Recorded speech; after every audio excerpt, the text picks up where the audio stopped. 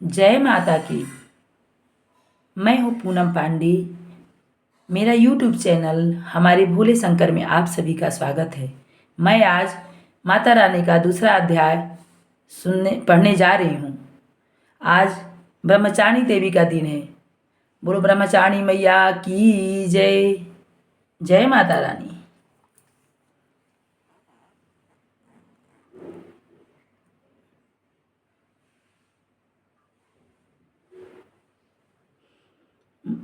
ओम मध्यम चरित्र के विष्णु ऋषि महालक्ष्मी देवता उश्लिक छंद शाकंभरी शक्ति दुर्गा बीज वायु तत्व और यजुर्वेद स्वरूप श्री महालक्ष्मी की प्रसन्नता के लिए मध्यम चरित्र में पाठ में इसका विनियोग है।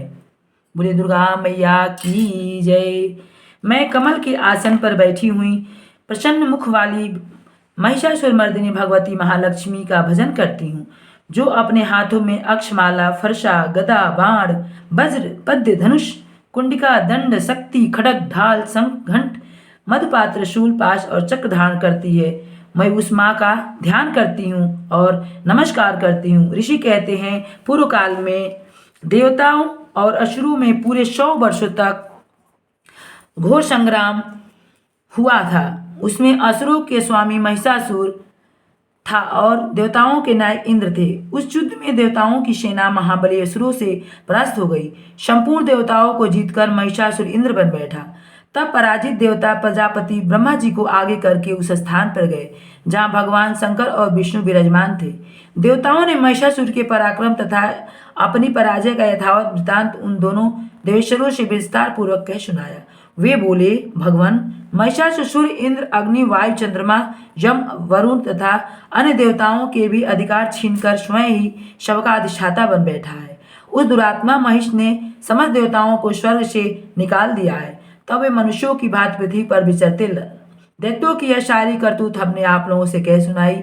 अब हम आपकी शरण में आए हैं, इसके वध का कोई उपाय सोचिए। इस प्रकार देवताओं के वचन को सुनकर भगवान विष्णु और शिव ने दैत्यों पर बड़ा क्रोध किया। उनकी भौहें तन गई और मुंह टेढ़ा हो गया।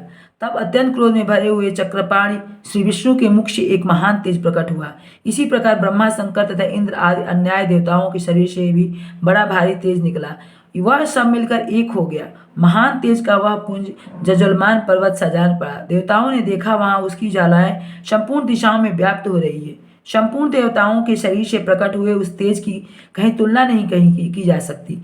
एकत्रित होने पर वह एक नारी के रूप में परिणित हो गया और अपने प्रकाश से तीनों लोगों को व्याप्त जान पड़ा। भगवान शंकर का जो तेज था उसे उस देवी का मुख प्रकट हुआ। जमराज के तेज से उसके सिर में बाल निकले। श्री विष्णु भगवान के तेज से उसकी भुजाएं उत्पन्न हुई। चंद्रमा के तेज से दोनों स्तनों का और इंद्र के तेज से मध्य भाग का प्रादुर्भाव हुआ। वरुण के तेज से जंघा और पिंडली तथा पृथ्वी के तेज से नितंब भाग प्रकट हुआ। ब्रह्मा के तेज से दोनों चरणों और सूर्य के तेज से उनकी उंगलियां हुई। वसुओं के तेज से हाथों की उंगलियां और कुबेर के तेज से नासिका प्रकट हुई। उस देवी के दांत प्रजापति के तेज से और तीनों नेत्र अग्नि के तेज से प्रकट हुए। उसकी भौवें संध्या के और कान वायु के तेज से उत्पन्न हुए थे। इसी प्रकार अन्याय देवताओं के तेज से भी उस कल्याणमयी देवी का आविर्भाव हुआ। बोले दुर्गा मैया की जय। तदंतर समस्त देवताओं के तेज पुंज से प्रकट हुई देवी को देखकर महिषासुर के सताए हुए देवता बहुत प्रसन्न हुए। पिनाकधारी भगवान शंकर ने अपने शूल से एक शूल निकाल कर दिया। फिर विष्णु भगवान ने भी अपने चक्र से चक्र उत्पन्न करके भगवती को अर्पण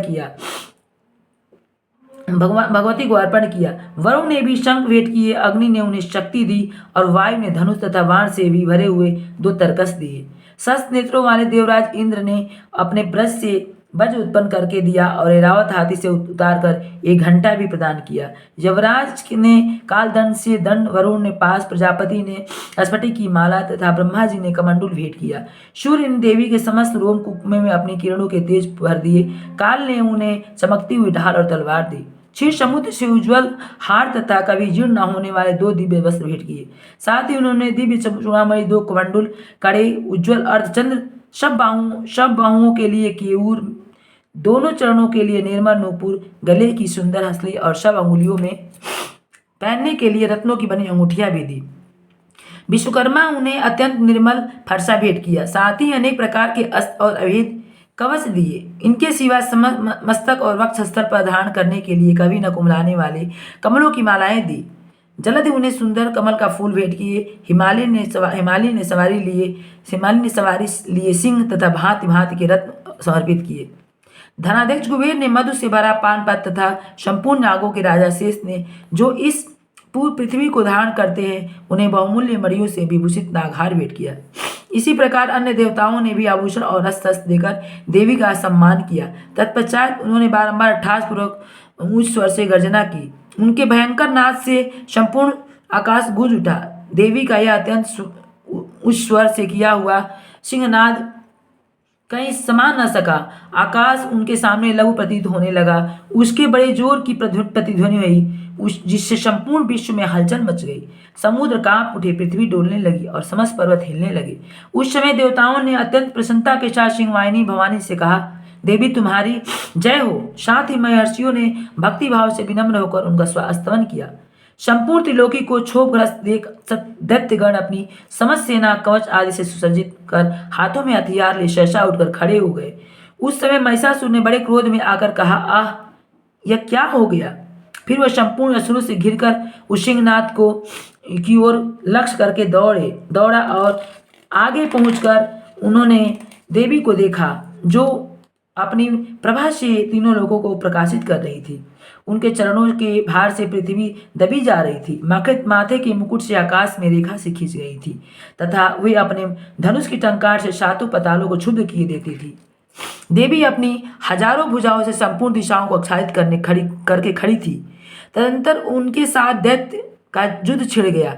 नाना प्रकार के अस्त्र शस्त्रों के प्रहार से संपूर्ण दिशाएं उद्रासीन होने लगी। चिचुर नामक महान असुर महिषासुर का सेनानायक था। वह देवी के साथ युद्ध करने लगा। अन्य देवताओं की चतुरंगड़ी सेना साथ लेकर चामर भी लड़ने लगा। 60,000 रथियों के साथ आकर उदग्र नामक महादैत्य ने लोहा लिया।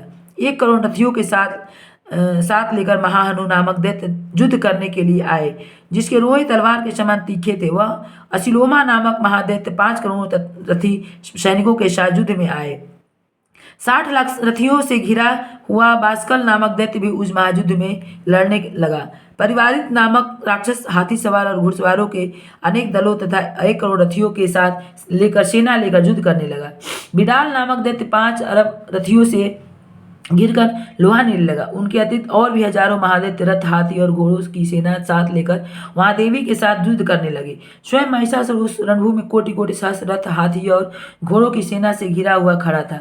वे दैत्य देवी के साथ तोमर, बिंदीपाल, शक्ति, मूसल, खड्ग, परशु और पक्टिस आदि अस्त्र का प्रहार करते हुए युद्ध कर रहे थे।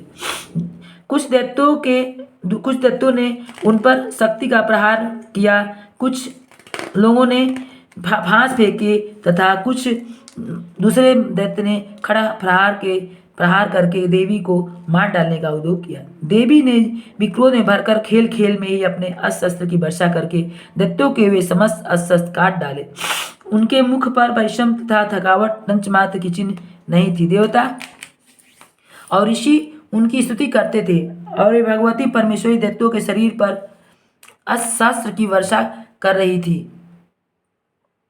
देवी का वाहन सिंह भी क्रोध में भरकर गर्दन के बालों को हिलाता हुआ असुरों की सेना में इस प्रकार विचरने लगा, मानो बनों में दवानल फैल रहा हो। रणभूमि में दैत्यों के साथ युद्ध करती हुई अंबिका देवी ने जितने निश्वास छोड़े वे सभी तत्काल सैकड़ों हजारों गणों के रूप में प्रकट हो गए। परशु, बिंदीपाल, खड्ग तथा पट्टिस और अस्त्र शस्त्र द्वारा असुरों का सम्मान करने लगे। देवी की शक्तियों से बढ़े हुए वे गण असुरों का नाश करते हुए नगाड़ा और शंख आदि बाजे बजाने लगे। उस संग्राम महोत्सव में कितने ही गण मृदंग बजा रहे थे। तदनंतर देवी ने त्रिशूल से, गदा से, शक्ति की वर्षा से और खड्ग आदि से सैकड़ों महादैत्यों का संहार कर डाला। कितनों को घंटे के भयंकर नाद से मूर्छित करके मार डाला। बहुतेरे दैत्यों को प्यास से बांध कर धरती पर घसीटा। कितने ही दैत्य उनकी तीखी तलवार की मार से 2 टुकड़े हो गए। कितने ही गदा की चोट से घायल हो धरती पर सो गए। कितने ही मूसल की मार से अत्यंत आहत होकर रक्त बामन करने लगे। कुछ दैत्य शूल से छाती फट जाने के कारण पृथ्वी पर ढेर हो गए। उस रणांगण में प्राण समूहों की वृष्टि से कितनी ही असुर कमर टूट गई। वाज की तरह झपटने वाले देवी पीड़क दैत्यगण अपने प्राणों से हाथ धोने लगे। किन्हीं की बाहें छिन्न छिन्न हो गई, कितने ही गर्दनें कट गई, कितने ही दैत्यों के मस्तक कट गए, गिरने लगे। कुछ लोगों के शरीर मध्य भाग में ही विदीर्ण हो गए, कितने ही महादैत्य जांग कट जाने से पृथ्वी पर गिर पड़े। कितनों की ही देवी ने एक बांह, एक पैर और एक नेत्र वाले कर दो टुकड़े में चीर डाला। कितने ही दैत्य मस्तक कट जाने पर गिरकर फिर उठे और केवल धड़ ही रूप में अच्छे अच्छे हथियार हाथ में ले देवी के साथ युद्ध करने लगते थे। दूसरे कबद्ध युद्ध के बाजों को लय पर नाचते थे, किंतु कितने ही बिना सिर के धड़ हाथों में खड़क शक्ति और दृष्टि लिए दौड़े थे तथा दूसरे दूसरे महादैत्य ठहरो ठहरो या कहते हुए देवी को युद्ध के लिए ललकारते थे। जहां वह घोर संग्राम हुआ था वहां की धरती देवी के गिराए हुए रथ, हाथी, घोड़े और असुरों की लाशों से ऐसी पट गई थी कि वहां चलना फिरना असंभव हो गया। दैत्यों की सेना में हाथी, घोड़े और असुरों के शरीर में इतनी अधिक मात्रा में रक्तपात हुआ था कि थोड़ी ही देर में वहां खून की बड़ी बड़ी नदियां बहने लगी। जगदम्बा ने असुरों का विशाल सेना को क्षण भर में नष्ट कर दिया, ठीक उसी तरह जैसे तृण और काठ के भारी ढेर को आग कुछ ही क्षणों में भस्म कर देती है। और वह सिंह भी गर्दन के बालों को हिला हिलाकर जोर जोर से गर्जना करता हुआ दैत्यों के शरीर से मानो उनके प्राण चुन लेता था। यहाँ देवी के गणों ने भी उन महादैत्य के साथ ऐसा युद्ध किया जिससे आकाश में खड़े हुए देवतागण उन पर बहुत संतुष्ट हुए और फूल बरसाने लगे। इस प्रकार श्री मार्कंडेय पुराण में सर्वाधिक मनवंतर की कथा के अंतर्गत देवी महात्म्य में महिषासुर नामक सेना का वध नामक दूसरा अध्याय पूरा हुआ। बोले दुर्गा मैया की जय, बोलिए सच्चे दरबार की जय।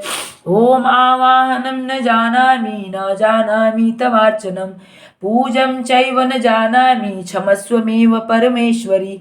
मंत्रहीनं क्रियाहीनं भक्तिहीनं सुरेश्वरी, यत् पूजितं मया देवी परिपूर्णं तदस्तु मे। हे माँ भगवती, जो भी त्रुटियां हमसे हुई हो उसको क्षमा करो, मेरे पूजा को स्वीकार करो। जय माता दी।